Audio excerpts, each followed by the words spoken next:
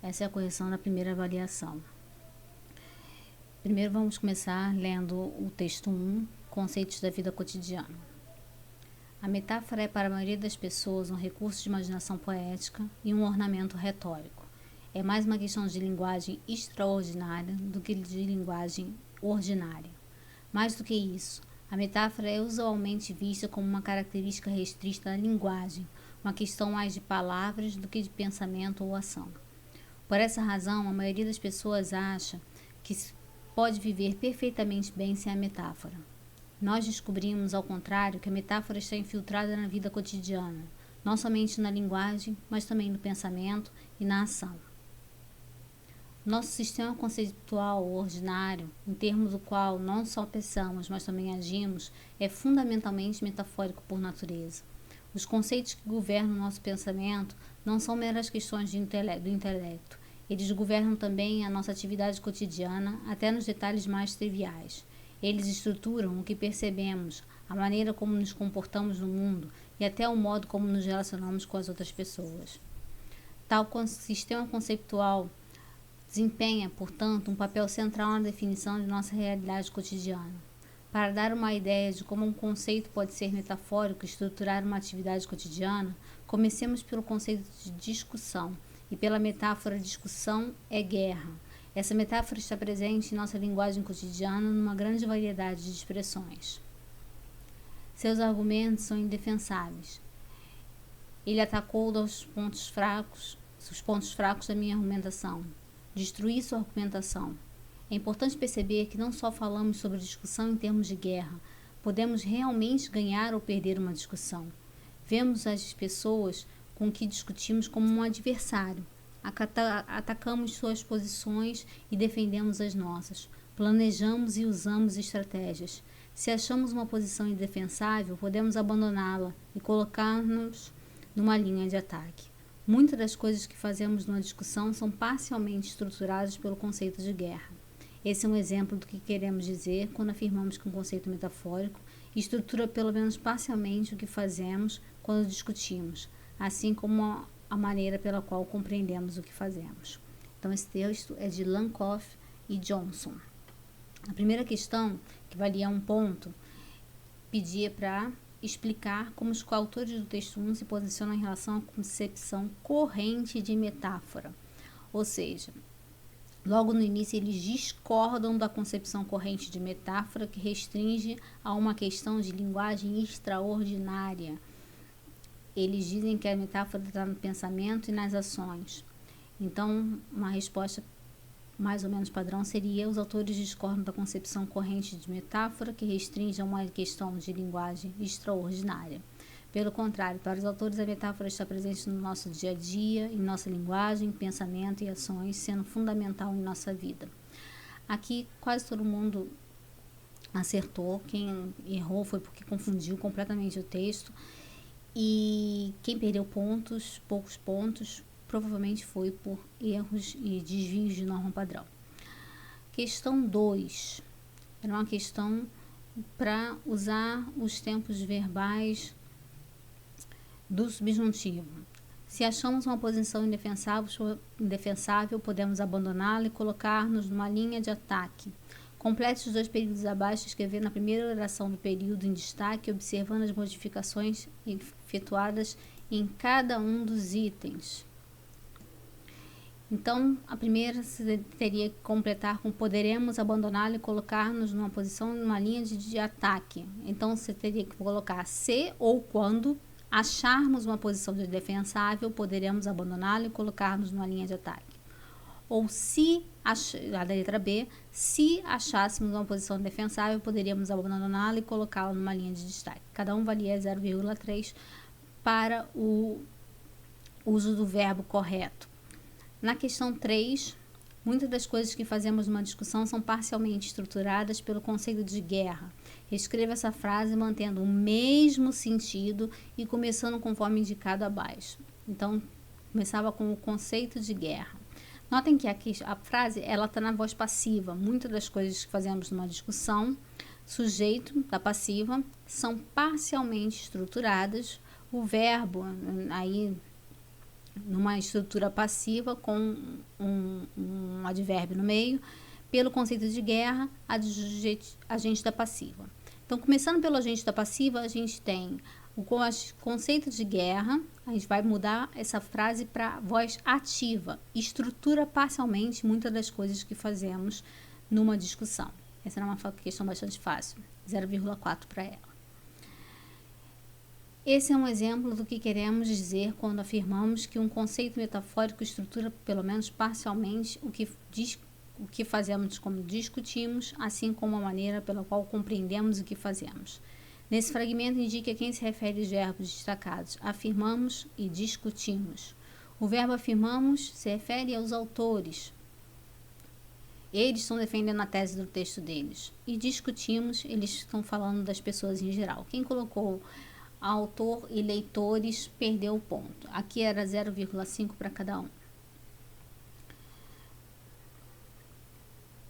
5.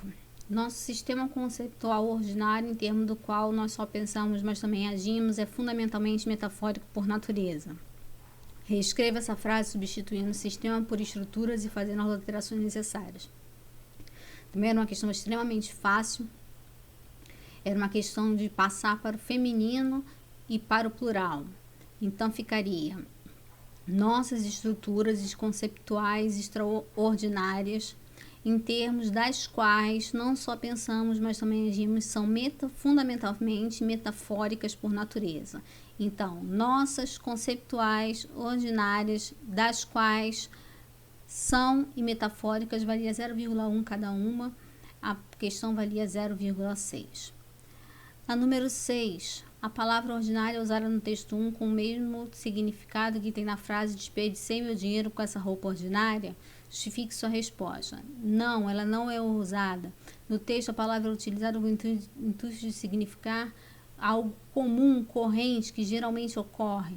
Na frase, ela é usada como algo ruim, pejorativo. Também bastante fácil, 0,3 para cada uma das concepções. E perdia ponto se, ao invés de não, colocasse sim, o que seria uma contradição. Determine o gênero textual e o modo de organização do discurso predominante no texto 1. Valor 0,8. O gênero textual é artigo de opinião e o modo de organização do discurso, argumentação. Aqui quase todo mundo errou porque não viu o vídeo sobre gêneros textuais e modos de organização do discurso e depois sobre modos de organização do discurso. O que mais teve foi dissertação argumentativa. Eu não ensinei dissertação argumentativa, muito pelo contrário, eu no vídeo eu digo que a dissertação argumentativa é uma classificação antiga que já não se usa mais. Número 8, que valia mais, valia 3,2. Se também as pessoas não viram o vídeo sobre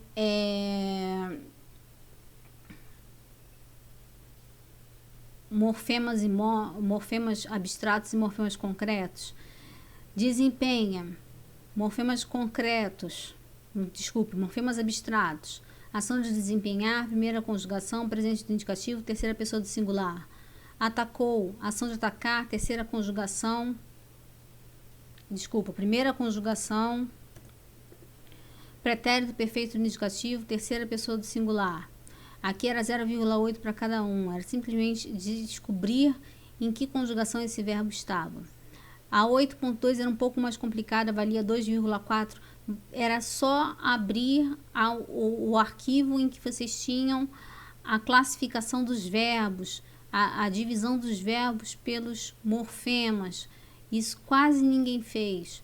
Então você tem aí desempenha até o H, radical, A, vogal temática, 0, desinência modo temporal, 0, desinência número pessoal.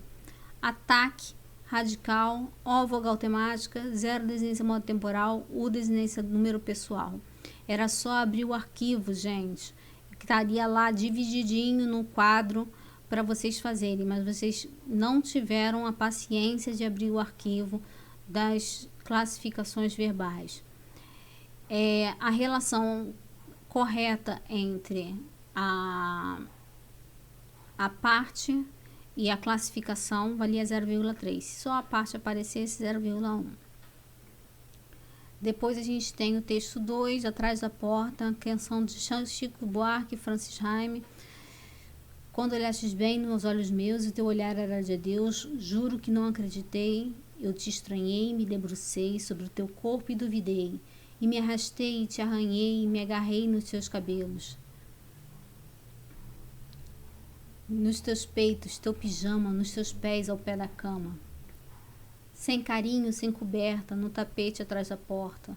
Reclamei baixinho, dei para maldizer o nosso lar, para sujar teu nome e te humilhar e me vingar a qualquer preço, te adorando pelo avesso, para te mostrar que ainda sou tua, até provar que ainda sou tua. Então nota que aqui a gente tem um eu lírico feminino, um tema da separação. Esses dois temas nos levam à cantiga de amigo e essa elaboração maior dos sentimentos, e essa relação entre o amor, a aproximação entre o amor e o ódio aproximam da cantiga de amor. Então, sabendo que a letra de Atrás da Porta permite que essa canção seja relacionada tanto a uma cantiga de amigo quanto a uma cantiga de amor, apresente características presentes nesse texto que permitem aproximá-lo de cada um desses gêneros medievais. Então, uma resposta padrão seria: o fato de o lírico ser feminino e a temática parcialmente ser a saudade aproximam essa canção a uma cantiga de amigos. Já a elaboração dos sentimentos e a aproximação do amor e do ódio a aproximam a uma cantiga de amor. 10. Para terminar, a seguir encontra-se transcrita a primeira estrofe de uma cantiga de Pero da Ponte. Tanto no texto Atrás da Porta quanto no texto abaixo, o sentimento amoroso assume uma feição própria. Retire do texto 2. Qual era o texto 2, gente? O texto 2 era Atrás da Porta. O verso que melhor sintetiza o sentimento experienciado pelos eu líricos desse texto. Muita gente colocou Assim Me Vingaria Eu. Errado, 0. Por quê? Porque Assim Me Vingaria Eu não é o texto 2, é o texto que está na questão 10. A resposta seria: e me vingar a qualquer preço. Aceitei também, te adorando pelo avesso. Aceitei para sujar teu nome e te humilhar, com uma pontuação menor.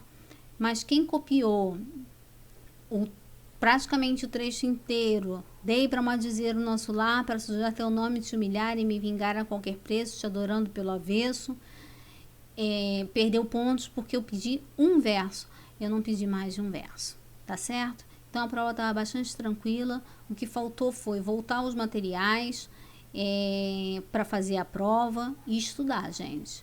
Não dá para fazer prova de português sem estudar. Espero que vocês tenham compreendido a nota de vocês. Um abraço.